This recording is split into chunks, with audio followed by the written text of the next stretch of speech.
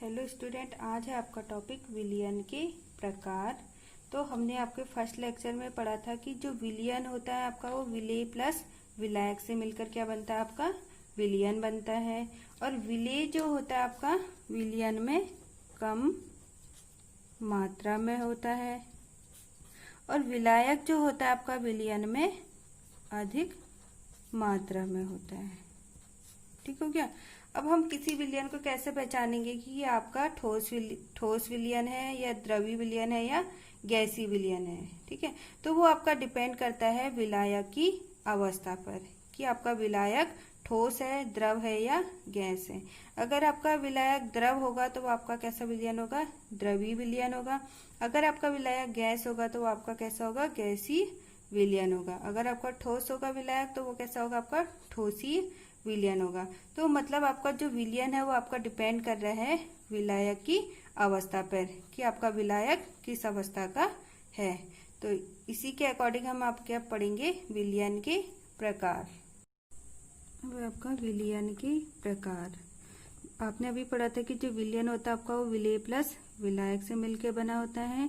और जो विलयन का प्रकार होगा वो आपका डिपेंड करता है विलायक की अवस्था कि आपका विलायक किस अवस्था में है, ठोस में है, द्रव में है या गैस में है। ठीक है, तो पहला है आपका इसमें विलेय आपका ठोस है, विलायक भी आपका क्या है, ठोस है। तो ये विलयन बनाएगा आपका ठोसीय विलयन बनाएगा। कैसा विलयन बनाएगा आपका, ये ठोसीय विलयन बनाएगा। इसका उदाहरण है आपका मिश्र धातुएं। ठीक है, दूसरा एग्जाम्पल आपका द्रव और विलायक है आपका इसमें ठोस। और इसका एग्जाम्पल है आपका जलयोजित लवण, मतलब आपने वाटर लिया और वाटर में क्या करा, आपने NaCl को घोल दिया है। ठीक है, दूसरा आपका गैस और विलायक है आपका ठोस। इसका एग्जाम्पल है खनिजों में मिश्रित गैसें।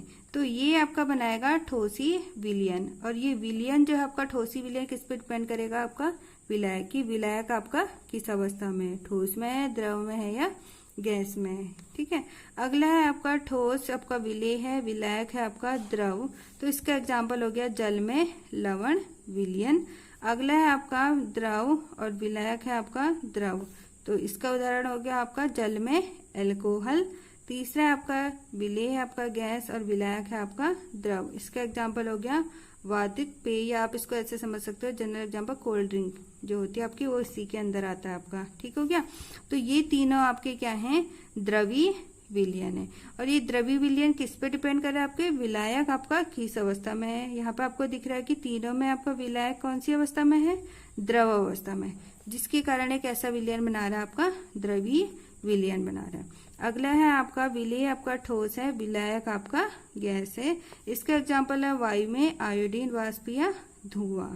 ठीक है, अगला है आपका एर्थ, विलेय क्या आपका द्रव है और विलायक क्या आपका इसमें गैस है। इसका एग्जाम्पल है आपका वायु में आर्द्रता या कोहरा। जैसा आपने देखा होगा कि बाहर वायु में क्या होता है, कोहरा होता है। ठीक है, तो वो किसका एग्जाम्पल है, आपका विलेय द्रव होगा उसमें और विलायक क्या हो जाएगी आपकी, इसमें गैस हो जाएगा। ठीक हो गया।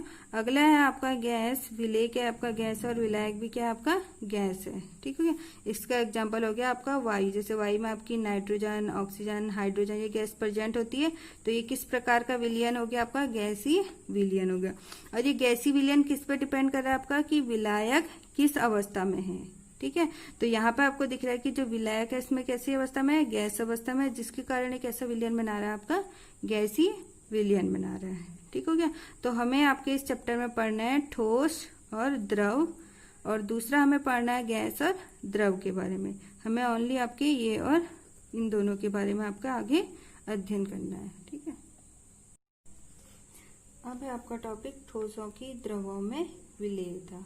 ठीक है, किस प्रकार से आपके ठोस जो होते हैं आपके द्रव में विलेय हैं, इसके बारे में हमने आपके पढ़ना है। ठीक है, और कौन कौन से फैक्टर इसको आपके इफेक्ट करते हैं। ठीक है, तो आपने जनरली देखा होगा कि जब आप क्या लेते हो, वाटर लेते हो, वाटर में अगर आप NaCl और चीनी को डिजोल्व करते हो तो NaCl और चीनी क्या होती है आपकी, इस वाटर में क्या होती है आपकी, इजीली क्या होती है आपकी, डिजोल्व हो जाती है। ठीक है, मतलब इजीली आपकी क्या होती है, घुल जाती है।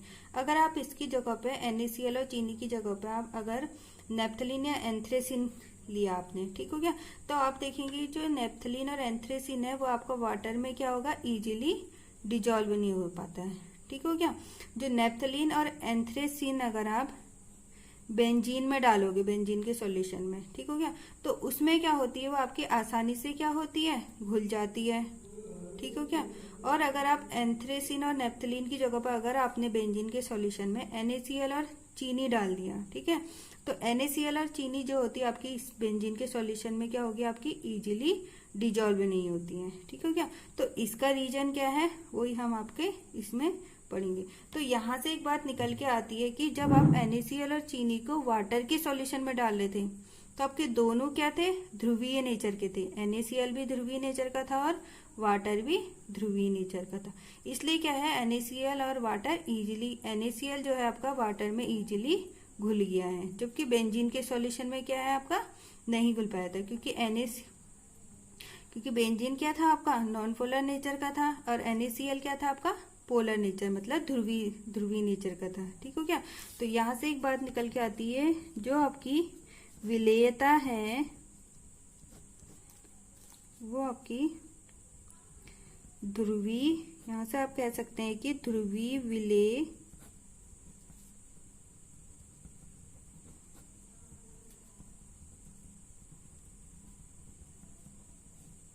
ध्रुवीय विलायकों में घुलते हैं वो अध्रुवीय विलेय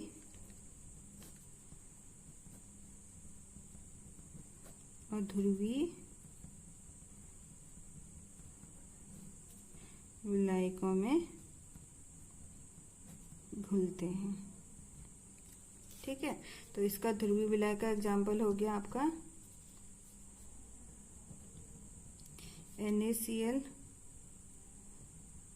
का जलीय विलयन। ठीक हो गया, ये आपका इसका एग्जाम्पल हो गया। यहीं पे आपके एक लिखा रहता है आपका समान को घोलता है। ठीक है। समान को घोलता है का मतलब है आपका कि ध्रुवीय विलेय ध्रुवीय विलायक में घुलेगा और अध्रुवीय विलेय आपका अध्रुवीय विलायकों में घुलेगा। तो ये तो हो गया आपका विलेयता। अब इसमें एक टर्म आता है आपका कि विलीनीकरण। विलीनीकरण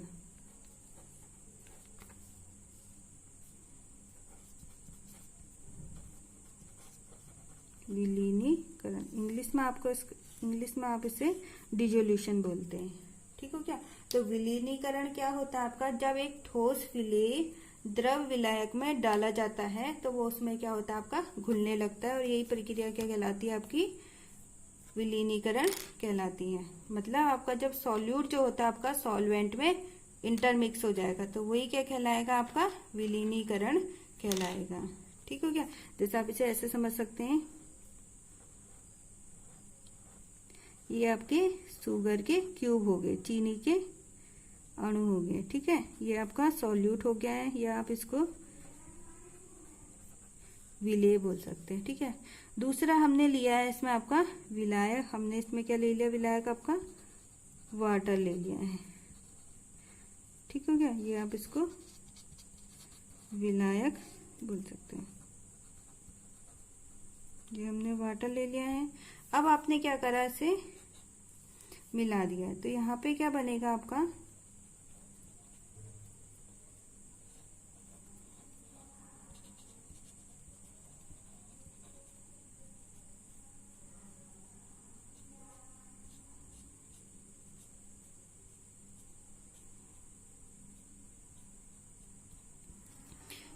आपने लिया यहाँ पर विलेय, ये आपका विलायक हो गया। ठीक हो गया। अब जब आपने विलेय को विलायक में मिलाया अर्थात ये आपके क्या हो गए, इंटरमिक्स हो गए हैं, तो इन्होंने क्या बना दिया, आपका सॉल्यूशन या विलयन बना दिया है। ठीक हो गया। तो यही प्रोसेस क्या कहलाती है, आपकी विलीनीकरण कहलाती है। जब आपका विलेय और विलायक मिलके क्या बनाते हैं, आपके सॉल्यूशन को बनाते हैं, विलयन बनाते हैं, तो वही प्रोसेस क्या कहलाती है, आपकी विलीनीकरण कहलाती है। ठीक है। जैसे आप इसे समझ सकते हैं, ये हमने वाटर ले लिया है, आपने इसमें क्या करा, चीनी को इंटरमिक्स कर दिया है। ठीक है। इंटरमिक्सिंग के बाद आपका जो विलयन बनेगा मतलब अब इसमें आपकी क्या है, चीनी पूरी तरह से क्या हो गई है, इसमें आपकी घुल गई है। तो यही प्रोसेस क्या कहलाती है, आपकी विलीनीकरण कहलाती है। ठीक हो गया, तो ये हो गया आपका विलीनीकरण। अब दूसरा टर्म आता है इसमें आपका क्रिस्टलीकरण। क्रिस्टलीकरण, क्रिस्टलाइजेशन भी बोलते हैं आपके। ठीक हो गया, डिसोल्यूशन का या विलीनीकरण का उल्टा ही क्या कहलाता है, आपका क्रिस्टलीकरण कहलाता है। ठीक हो गया, आपने एक विलयन लिया है, अब इस विलयन में आपके क्या है, सॉल्यूट के पार्टिकल भी हैं, विलेय भी है और विलायक भी है आपका। ठीक हो गया, ये आपका सॉल्यूट हो गया, ये आपके क्या हो गया, इसमें विलायक हो गया, ये आपके क्या है, इसमें सॉल्यूट के विलेय के अणु है आपके। ठीक हो गया, अब जब आपके दो विलेय के अणु आपस में मिलके क्या करते हैं, आपके टकरा के या संगठ बोलते हैं आपके। ठीक हो गया, संगठ बना के क्या करेंगे, आपके ये एक क्रिस्टल बना देंगे। ठीक हो गया, और ये क्रिस्टल क्या होता है, आपका नीचे बैठ जाएगा। ठीक हो गया, मतलब दो विलेय के अणु आपस में टकरा के एक क्रिस्टल बना देंगे। ठीक हो गया, तो वही क्या कहलाता है, आपका क्रिस्टलीकरण कहलाता है। या आप इसको बोल सकते हैं कि विलीनीकरण के समय विलयन में से विलीनीकरण, जब आपका विलीनीकरण हो रहा है मतलब विलेय और विलायक क्या हो रहा है, आपका इंटरमिक्स होके विलयन बना रहा है, तो उसी समय क्या होंगे, आपके जो विलेय के अणु हैं आपके, ठीक हो गया, ये आपस में संगठ करके क्या बना लेंगे, आपका एक विलयन से अलग हो जाते हैं और क्रिस्टल फॉर्म में क्या होंगे, आपके विलयन से अलग हो जाएंगे। तो वही प्रोसेस क्या कहलाती है, आपकी क्रिस्टलीकरण कहलाती है। ठीक हो गया, या आप इसको बोल सकते हैं कि विलीनीकरण का उल्टा ही आपका क्या कहलाता है, क्रिस्टलीकरण कहलाता है। ठीक हो गया, अब इसमें एक अगला टॉपिक है आपका संतृप्त विलयन।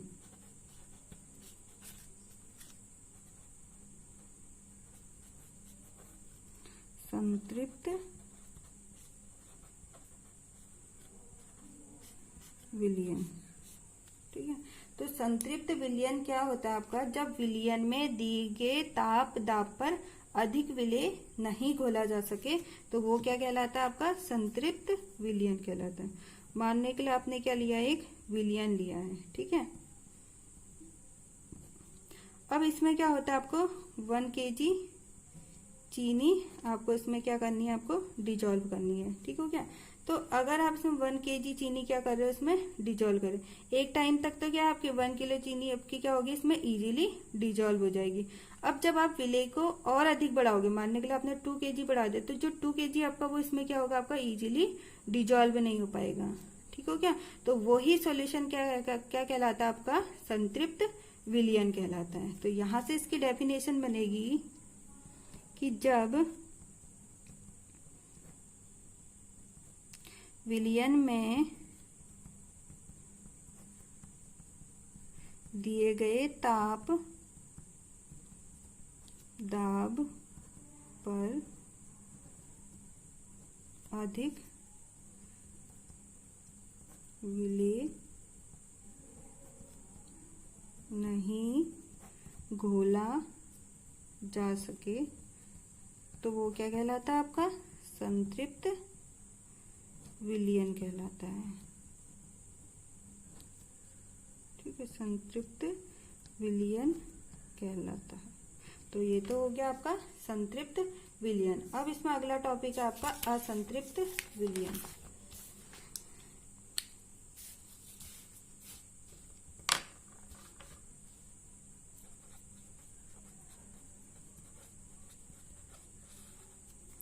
असंतृप्त विलयन, ठीक है। असंतृप्त विलयन क्या होता है आपका, वह विलयन जिसमें उसी ताप पर और अधिक विलेय घोला जा सके, वही क्या कहलाता है, आपका असंतृप्त विलयन। मतलब आपने क्या करा, एक बीकर लिया है, अब इसमें क्या करा आपने, आधा किलो चीनी को डिजोल्व कर दिया, आपने घोल दिया है वाटर में। ठीक हो गया, अभी तक तो आप क्या कर रहे थे, इसमें आधा किलो चीनी को डिजोल्व कर रहे थे, अब आपने इसमें क्या करा, 1 kg चीनी और मिला दी। तो 1 kg चीनी क्या है जो आपकी, वो भी क्या होगी, इसमें आपकी इजीली डिजोल्व या इजीली घुल जाएगी। ठीक ठीक हो गया। तो वही विलयन क्या कहलाएगा आपका, असंतृप्त विलयन कहलाएगा। मतलब इसकी डेफिनेशन क्या बन जाएगी आपकी, वह विलयन जिसमें उसी ताप पर और अधिक विलेय घोला जा सके असंतृप्त विलयन कहलाता है। ठीक हो गया। तो ये तो हो गया आपका असंतृप्त विलयन, जो आपकी ठोसों की द्रवों में विलेयता को आपका क्या करेगा, इफेक्ट करेगा। अब इसमें दूसरा है आपका ताप का प्रभाव।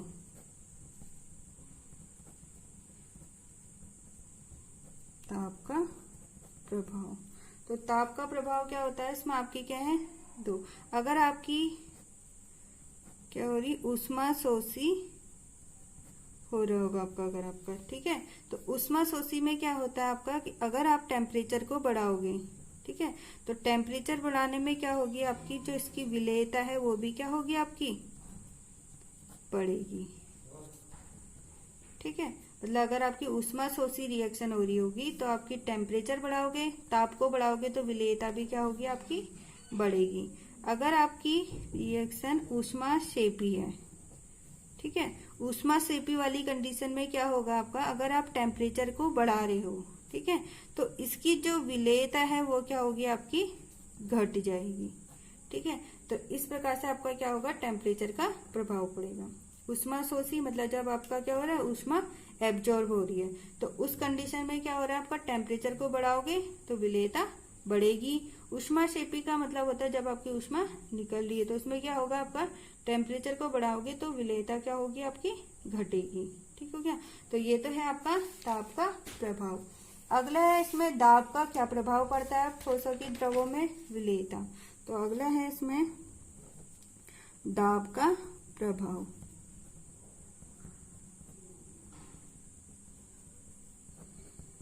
दाब का प्रभाव, दाब का प्रभाव क्या होता है, ठोसों की द्रवों में जो विलेयता है तो उसमें दाब का आपका कोई अधिक प्रभाव नहीं पड़ता, क्योंकि आपने देखा होगा कि ठोस और द्रव क्या होते हैं आपके, असंपीड्य होते हैं। अद्वितीय क्या होते हैं आपके, असंपीड्य होते हैं, जिसके कारण दाब क्या होता है आपका, ठोस और द्रव में कोई इफेक्ट नहीं करता है। ठीक है, तो आप यहां से लिख सकते हैं इसके आगे से कि ठोसों की द्रवों में विलेयता का कोई सार्थक प्रभाव नहीं पड़ता है। ठीक है, या आप कह सकते हैं कि क्यों नहीं पड़ता है, क्योंकि ठोस और एवं द्रव क्या होते हैं आपके, अत्यधिक असंपीड्य होते हैं। ठीक है, असंपीड्य होते हैं, जिसके कारण क्या होता है आपका, दाब का कोई प्रभाव नहीं पड़ता आपका, ठोसों में भी और द्रवों में भी। और इसी के कारण आपके क्या होते हैं, इनमें विलेयता आपकी दाब से इफेक्ट नहीं होती।